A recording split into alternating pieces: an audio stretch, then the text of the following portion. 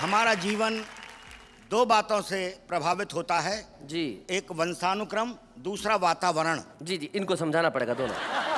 नहीं, वातावरण, हाँ, एटमॉस्फेयर। हाँ, वंशानुक्रम यानी कि जो आपके जीन्स में होता है वो। वंशानुक्रम और वातावरण में वातावरण का प्रभाव ज्यादा होता है।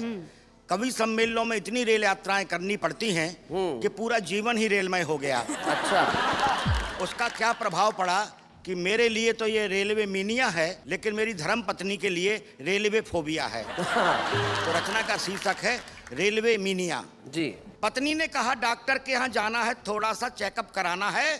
शाम पत्नी को डॉक्टर के यहाँ ले जाकर मैंने कहा दिखाइए। उसने रोनी सी सूरत बना के कहा आप आगे आइए, मेरा तो बहाना था, दरअसल आपको दिखाना था। डॉक्टर साहब एक कवि सम्मेलनों में जाते हैं, सप्ताह में 2 दिन के लिए घर आते हैं, महीने में 20 दिन बाहर रहते हैं, लगातार रेल यात्रा के वातावरण को सहते हैं। इस बार घर आते ही कमाल किया, 4 फीट चौड़े पलंग को काटकर 2 फीट का कर दिया। बहुत बढ़िया, क्या बात। शाम अटैची को सांकल से बांधकर ताला लगाते हैं। अच्छा, सांकल से बांध के ताला लगाते हैं। तकिए में हवा भरते हैं। हाँ। चप्पलें सिरहाने रखते हैं। हाँ। कमरे का ट्यूबलाइट अलग किया, उसकी जगह 0 वाट का बल्ब लगा दिया। टेप रिकॉर्डर से फिल्मी गानों का कैसेट निकाल, रेलवे अनाउंसमेंट, गाड़ी चलने की ध्वनि, घंटी की घनघनाहट और गरम चाय समोसा की कर्कश आवाज का कैसेट लगाते हैं। मूंगफली के छिलके पलंग के चारों ओर फैलाते हैं। मैं तो रात भर जागती हूँ और ये आराम से सो जाते हैं।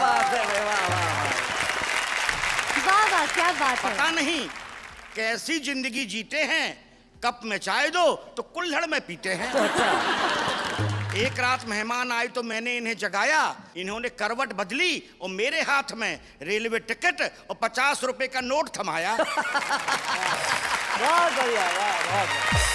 मैंने कहा ये क्या है, तो बोले आप ही रख लेना। हाँ। रसीद नहीं बनाना, 4 रात का जागा हूँ, कटनिया है तो ख्याल से उठाना। हाँ।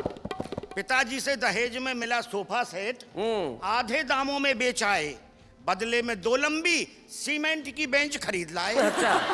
बेडरूम में लगी पेंटिंग्स को अलग किया, उनकी जगह भारतीय रेल आपकी संपत्ति है, जंजीर खींचना अपराध है लिखवा दिया। एक रात इनके पास आकर बैठी, इन्होंने पांव मोड़े और कहा आराम से बैठिए, डॉक्टर साहब बताने में शर्म आती है लेकिन इलाज कराने में शर्म कैसी, अब आपसे क्या छिपाना है। इन्होंने मुझसे पूछा बहन जी आपको कहाँ जाना है।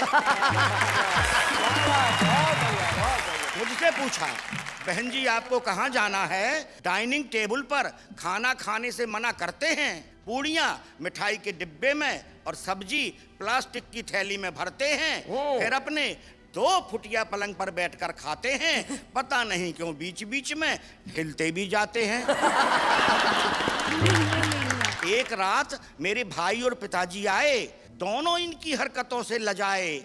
रात में भाई ने इनकी अटैची जरा सी खिरकाई, ये चिल्लाए जंजीर खींचूं। चोरी करते शर्म नहीं आई। सुबह सुबह बूढ़े पिताजी जल्दी उठकर नहाने जा रहे थे, बालकनी पर इनके पास वाली खिड़की से आ रहे थे। उन्होंने खिड़की से हाथ डालकर इन्हें जगाया। इन्होंने गुस्से में कहा इस तरह मत जगाओ, यहाँ कुछ नहीं मिलेगा, माफ करो बाबा, आगे जाओ। आगे जाओ। पिताजी आगे गए तो उन्हें वापस बुलाया और उनके हाथ में अठन्नी दी और पूछा कौन सा स्टेशन आया। इनका अजीब कारनामा है, एक पर एक हंगामा है। अभी कबाड़ी के यहाँ से एक पुराना टेबल फैन मंगवाया और छत पर लटके अच्छे खासे सीलिंग फैन को उतारकर उसकी जगह पुराना टेबल फैन लटकाया। उसे चालू करने विचित्र तरीका अपनाते हैं, जेब से कंघी निकालते हैं और पंखा घुमाते हैं।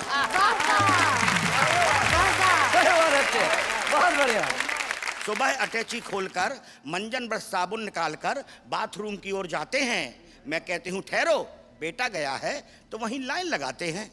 इनके साथ जिंदगी कैसे कटेगी हमें सोच के डरते हैं और ये 7 जन्म की बात करते हैं। वाह। हम तो एक ही जन्म में पछताए और भगवान किसी युवती को ऐसी रेल यात्रा करने वाले कवि की पत्नी न बनाए। वाह वाह वाह वाह, बहुत महानगरों में महिला डॉक्टर की डिस्पेंसरी पर कोई ना कोई बोर्ड लगा रहता है जी। वहां तक की यात्रा कराना चाहूंगा।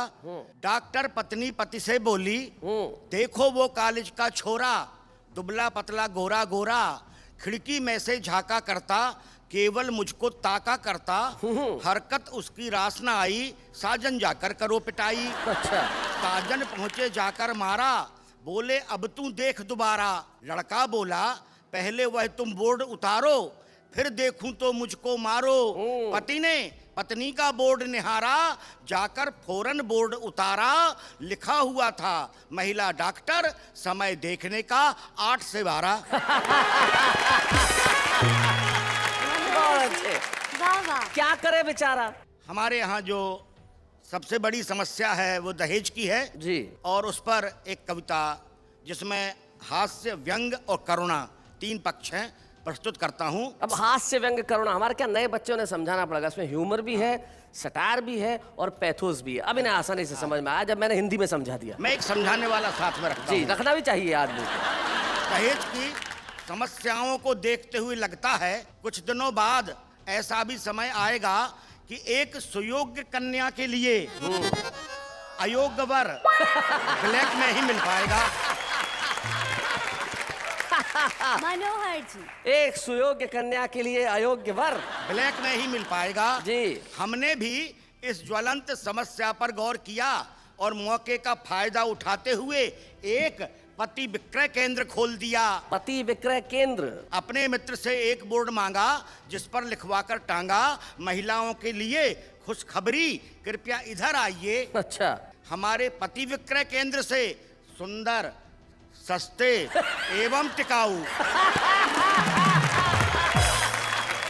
सुंदर, सस्ते एवं टिकाऊ। पति खरीद कर ले जाइए। हर पति के साथ 5 वर्ष का गारंटी कार्ड मिलेगा। इस बीच यदि कोई पति हो जाए बेकाम तो पति विक्रय केंद्र को सूचना भेजिए। हमारे केंद्र से एक प्रशिक्षित महिला जाएगी और आपके पति को मरम्मत करके आएगी। बहुत बढ़िया। हमारे विज्ञापन को समझकर एक पिता सुबह सुबह पति विक्रय केंद्र पर आया। अच्छा। साथ में अपनी विवाह योग्य कन्या को लाया। हमने कहा, हम आपकी क्या सेवा कर सकते हैं, फरमाइए। पिता बोला, हमारी बच्ची के लिए कोई डॉक्टर, प्रोफेसर या इंजीनियर दिखलाइए।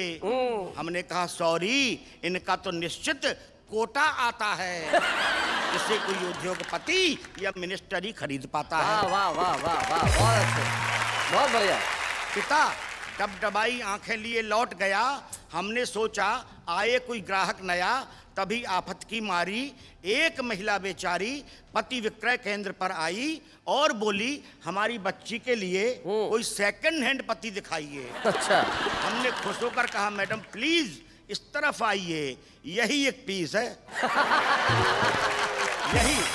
यही एक पीस है जो सेकंड हैंड है। ये 2 बार का वापस किया हुआ हस्बैंड है।